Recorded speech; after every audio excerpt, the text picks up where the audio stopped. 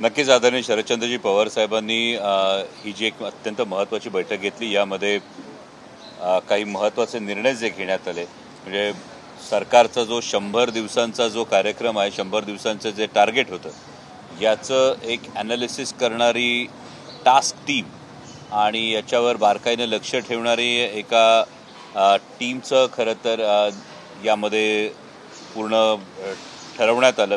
त्याचबरोबरीनं विभागवार ज्या जबाबदाऱ्या आहेत, म्हणजे विदर्भाची जबाबदारी माननीय अनिल देशमुख आणि राजेंद्रजी शिंगणे साहेब असतील, त्यानंतर मराठवाड्याची जबाबदारी ही राजेश भैया टोपे आणि जयप्रकाशजी दांडेगावकर असतील, पश्चिम महाराष्ट्राची जबाबदारी ही शशिकांतजी शिंदे आणि हर्षवर्धन पाटील साहेब असतील, उत्तर महाराष्ट्राची जबाबदारी ही हर्षवर्धन पाटील साहेब असतील, कोकणाची जी जबाबदारी आहे ती सुनीलजी भुसारा आणि जितेंद्र आव्हाड साहेब असतील. या सगळ्या प्रभारी यांची नियुक्ती करण्यात आली आणि यांचे दौरेही ठरवण्यात आले. येत्या 7-8 तारखेपासून हे दौरे सुरू होतील आणि अगदी तालुकानिहाय पक्षाला पुन्हा एकदा बळकटी देण्याच्या दृष्टीनं या सर्वांचे दौरे हे सुरू होतील. त्याचबरोबरीनं वीज दरवाढ असेल, पाणीपट्टी असेल, महिलांवर होणारे अत्याचार असतील, या संदर्भामध्ये सुद्धा वेगवेगळ्या पातळीवर हा आवाज उठवण्यात येईल.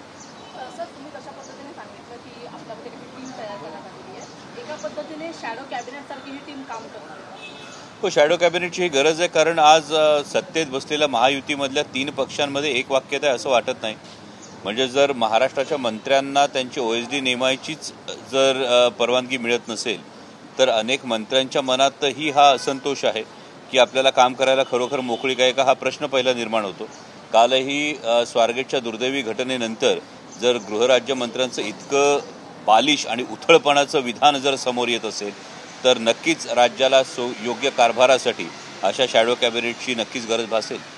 येणाऱ्या अधिवेशनामध्ये कोणते मुद्दे घेऊन विरोधक हे अधिवेशन गाजवतात? मला वाटतं हे येणाऱ्या काही काळात तुमच्या समोर या गोष्टी येतील आणि खरोखर येणारं अधिवेशन हे महायुतीला इतकं मोठं बहुमत असलं तरीसुद्धा सरकारसाठी कसोटीचा काळ असणार आहे आणि हे तुम्हाला येणाऱ्या काळात नक्की बघायला मिळेल. सर, सातत्याने तुम्ही निवडून आलेले खासदार असतील, आमदार असतील, हे सातत्याने अजित पवारांच्या संपर्कात आहेत, असं सातत्यानं बातम्या ज्या आहेत त्या समोर येतात. याच्यामधली तथ्यता काय? कारण की आता तर तुम्ही सर्वजण उपस्थित होता, परंतु एक वेगळा सूर काही का आमदारांचा वगैरे आहे का प्रमुख पदाधिकारी? हे सगळे आमदार असतील, खासदार असतील, सगळे नेते असतील, आदरणीय शरदचंद्रजी पवार साहेबांच्या नेतृत्वाखाली पुढे वाटचाल करण्याचा प्रत्येकाचा ठाम निर्धार आहे आणि महाराष्ट्रासमोरच्या गोष्टींकडून, समस्यांकडून लक्ष विचलित करण्यासाठी हे सातत्यानं एक फॉल्स नॅरेटिव्ह तयार करण्याच्या दृष्टीनं अशा बातम्या या पेरल्या जातात. माझी आपल्याला विनंती की अशा कुठल्याही अफवांकडे आपण दुर्लक्ष करा. परंतु आगामी काळात तुमचे जे पराभूत उमेदवार आहेत पक्षाचे विधानसभेमधले,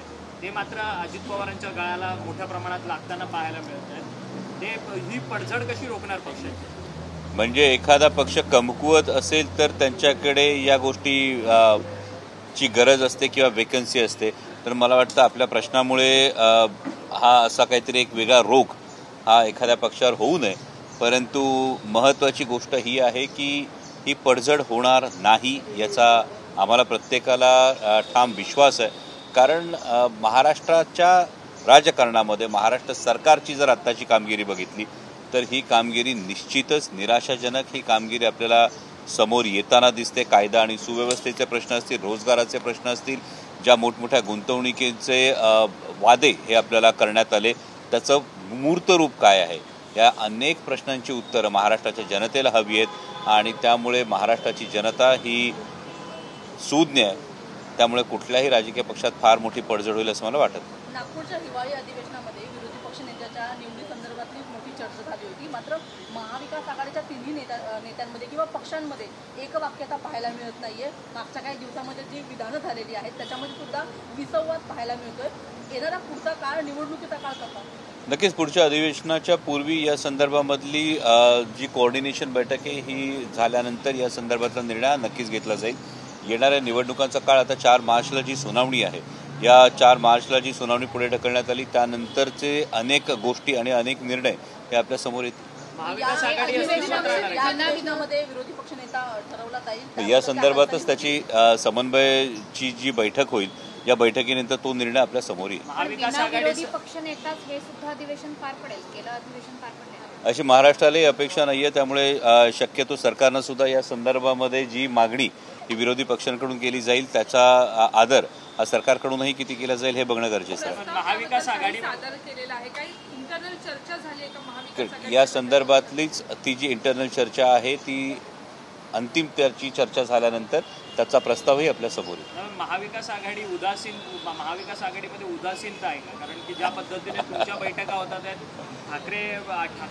ठाकरे जातात उद्धव ठाकरेंना भेटायला वगैरे, त्यांच्या तिथे वेगळ्या बैठका सुरू आहेत. काँग्रेस मात्र हर्षवर्धन सकपाळ त्यांनी एक प्रदेशाध्यक्ष दिला, त्याला कुठे त्यांच्या नेत्यांची सहमती भेटत नाही. त्यामुळे संपूर्ण महाविकास आघाडी अस्तव्यस्त पडली आहे काही.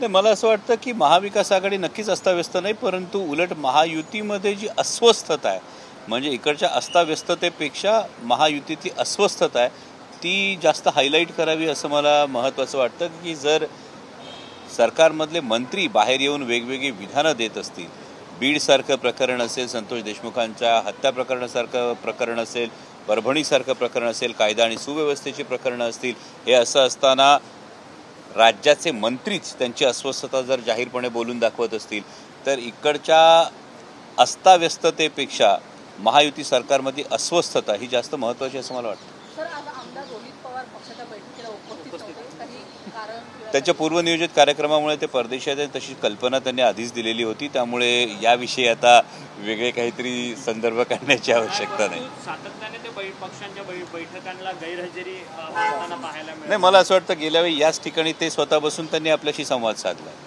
माध्यमांपासून सुद्धा ते गेले काही दिवस दूर आहेत. ते मागेही आपण बघितलं असेल, रोहितदादांच्या प्रकृतीच्या कारणास्तव त्यांनी मागेही ट्विट केलं होतं, सोशल मीडियावर याची माहिती दिली होती आणि सध्या ते काही कामानिमित्त परदेशात आहेत, त्यामुळे आजच्या बैठकीला ते नाही आहेत. सर, अजित पवारांच्या पक्षातील नेते बाळासाहेब आजबे यांनी काल एक प्रेस कॉन्फरन्स घेतली होती. त्यांनी सुरेश धसांवरती काही आरोप केलेले आहेत. त्यांनी जिल्ह्यातली कामं थांबवलेली आहेत. दुसऱ्या बाजूला ते असंही म्हणतात की मी माझ्यासारखं करतो, रडल्यासारखं कर, अशा पद्धतीने वाल्मिकी आणि सुरेश दत्त यांच्यामधलं हे सगळं प्रकरण असल्याचं त्यांनी बीड जिल्ह्यातलं जे दुर्दैवी राजकारण चालू आहे त्याला सातत्यानं देशाच्या संसदेत सुद्धा, तुमच्या माध्यमांसमोर सुद्धा तुमचे खासदार बजरंग बाप्पा सोनवणे यांनी त्याच्या विरोधात सातत्यानं हा आवाज उठवला. त्यामुळे बजरंग बाप्पाच याचं उत्तर जास्त योग्य पद्धतीने. मग ह्यामध्ये महाराष्ट्र सरकारचं अपयश आहे का, गृह मंत्रालयाचं अपयश आहे का, माननीय मुख्यमंत्री महोदयांनी याचं उत्तर द्यावं. मी वारंवार त्या ऑडिओ क्लिपमधलं एक वाक्य म्हणतो की ज्या ऑडिओ क्लिपमध्ये मी मुख्यमंत्र्यांचा हस्तक आहे असं एखादी व्यक्ती जर म्हणते आणि ती व्यक्ती छत्रपती शिवाजी महाराजांविषयी अवमानजनक वक्तव्य जर करते तर हे सरकारचं नैतिक कर्तव्य आहे की त्या व्यक्तीला फरफटत आणून आधी विचारलं पाहिजे. त्या जो काही ऑडिओ क्लिप आहे त्याची शहानिशा झाली पाहिजे, त्याची फॉरेन्सिक जांच झाली पाहिजे. आणि हे सगळं झाल्यानंतर माननीय मुख्यमंत्री महोदयांनी सुद्धा याची जबाबदारी घेऊन याविषयीचं विधान, त्यांचं स्पष्टीकरण येणं गरजेचं आहे की या विधानाशी माननीय मुख्यमंत्री सहमत आहेत का. कारण मी मुख्यमंत्र्यांचा हस्तक आहे या विधानानंतर पुढची विधान आहेत, त्यामुळे मुख्यमंत्र्यांची नैतिक जबाबदारी नाही. अशा पद्धतीने पोलीस संरक्षण असताना जर माणूस दुसरीकडे जात असेल तर हे का घडतंय हे मुख्यमंत्र्यांनी सांगायला हवं.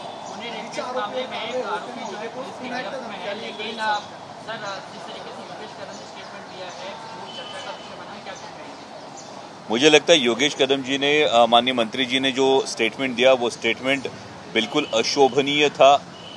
मंत्री पद की गरिमा को कम करने वाला ये स्टेटमेंट था और मुझे लगता है कि और ज़्यादा मैच्योरिटी से अगर मंत्री जी इस मामले को देखें और ज़्यादा सीरियसली इस मामले को देखें तो बेहतर होता.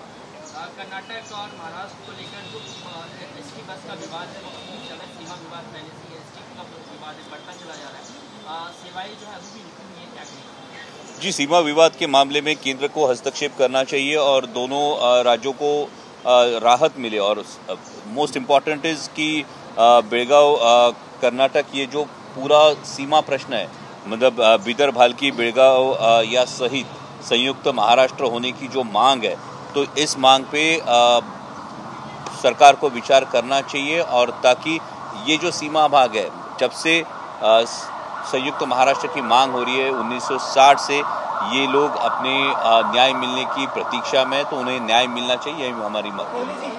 हिंदी भाषा को लेकर लगातार विवाद हो रहा है साउथ में. जो तमिलनाडु के मुख्यमंत्री हैं के स्टालिन बकायदा एक वीडियो मैसेज जारी करते हुए सबसे मदद मांग रहे हैं कि सब एक साथ आइए, क्योंकि हिंदी भाषा बहुत सारी जो रीजनल भाषा है उनको निकल रही है। क्या कहेंगे इसको लेकर? जी देखिए, भाषा अगर अभिव्यक्ति का साधन है तो ये भाषा किसी पे थोपनी नहीं चाहिए। और अगर साउथ के सभी स्टेट्स का ये कहना है कि हम पर एक भाषा लादी जा रही है, हम पे एक भाषा अगर थोपी जा रही है, तो उनकी जो अभिव्यक्ति की जो भाषा है, उनकी जो मूल भाषा है, उसके अस्तित्व के लिए अगर वो लड़ रहे, उसके अस्तित्व के लिए अगर वो अपना मुद्दा रख रहे, तो उनकी बात भी ध्यान से सुननी चाहिए। बेसिकली ये किसी पे भाषा थोपने से अच्छा है, भाषा का स्वीकार जब होता है तब उसमें उसका ये और अच्छा होता है।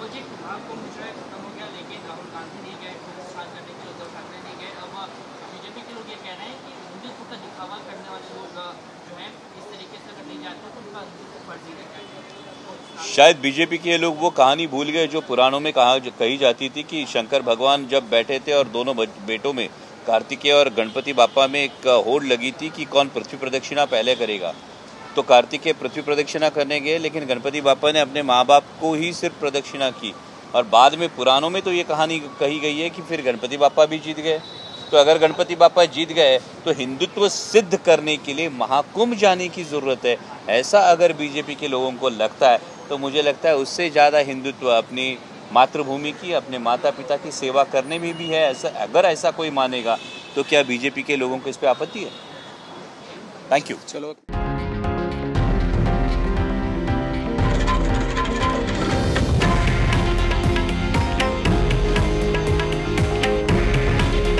हे आहे देशातील नंबर 1 न्यूज नेटवर्क आणि आपण पाहत आहात TV9 मराठी। काळजी तुमची, हित महाराष्ट्राचं।